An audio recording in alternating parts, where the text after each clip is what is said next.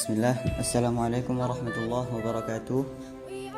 Baiklah teman-teman, pada pertemuan kali ini kita akan membahas tentang manajemen organisasi mengenai kepemimpinan dalam organisasi yang akan dipresentasikan oleh saya sendiri, Hasan Abdurrahman, dan rekan saya, Febi Rizky Al-Fadila. Baiklah, langsung saja untuk membersihkan waktu, kita masuk ke pembahasan. Yang pertama, pengantar kepemimpinan.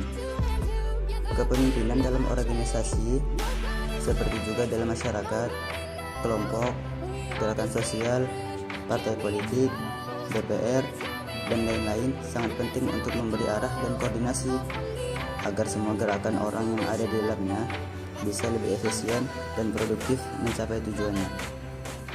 Peran kepemimpinan dapat dilacak ke belakang sejak zaman prasejarah sampai ke zaman modern ini. Dapat dibayangkan bagaimana kacaunya dunia ini tanpa adanya peran kepemimpinan. Kepemimpinan mencakup aspek teori dan aspek praktis. Tetapi yang akan lebih dibahas adalah aspek teorinya.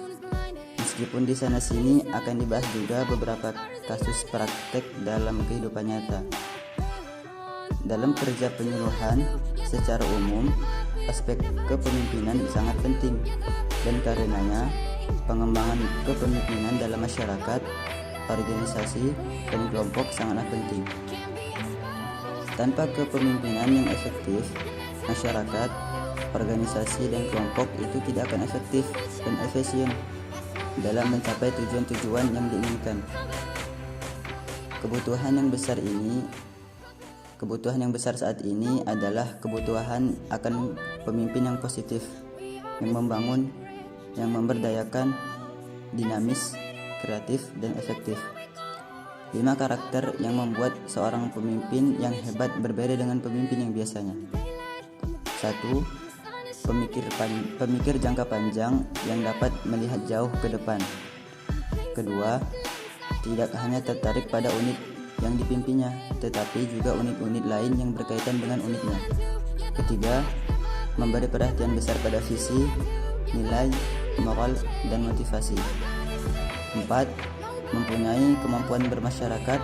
Yang kelima, tidak mau menerima keadaan yang sama terus-menerus. Apa itu kepemimpinan? Secara teori, kepemimpinan itu dapat diartikan sebagai 1. Kemampuan seorang mempengaruhi orang lain. 2. Sifat-sifat seseorang yang baik, efektif, efisien, dan produktif yang menjadi contoh dan diteladani orang lain. 3. Perilaku orang yang dinilai baik oleh orang lain dan diikuti oleh orang banyak. Bedakan antara pemimpin dan kepemimpinan. Pemimpin adalah orangnya, sedangkan kepemimpinan adalah kemampuannya, sifatnya, atau perilaku dari orang itu yang dapat mempengaruhi atau diikuti oleh orang lain. Adapun 3 poin, yaitu pemimpin adalah seseorang yang dapat menunjukkan dan mengembangkan aktivitas orang lain dan selalu memberi pengarahan dan latihan. Yang kedua, kepemimpinan adalah suatu disiplin yang dibentuk dalam sebuah kelompok untuk membawa kelompoknya pada tujuan yang menguntungkan dan memenuhi kebutuhan kelompok tersebut. Yang ketiga, kepemimpinan adalah memimpin orang lain untuk mengambil langkah yang efektif.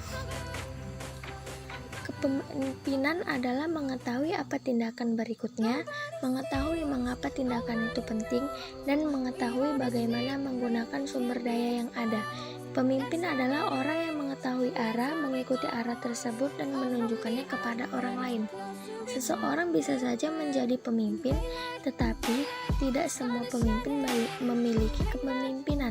Kepemimpinan yang dimiliki oleh seseorang juga berbeda kualitas dan efektivitasnya dengan yang dimiliki oleh orang lain. Kepemimpinan itu dapat dipelajari dan juga dilatih.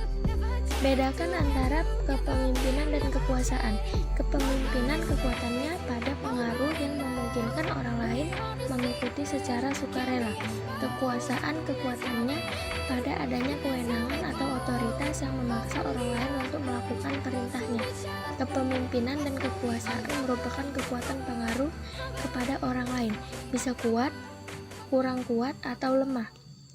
Sumber kekuatannya adalah pada satu, kewenangan atau jabatan, pengetahuan, dan kepribadian. Adapun ilmu kepemimpinan, yaitu ilmu atau pengetahuan kepemimpinan adalah pengetahuan empiris, yaitu yang diperoleh melalui pengalaman nyata orang-orang sebelumnya. Yang kedua, pengetahuan kepemimpinan masih akan terus berkembang selama manusia masih hidup di dunia ini.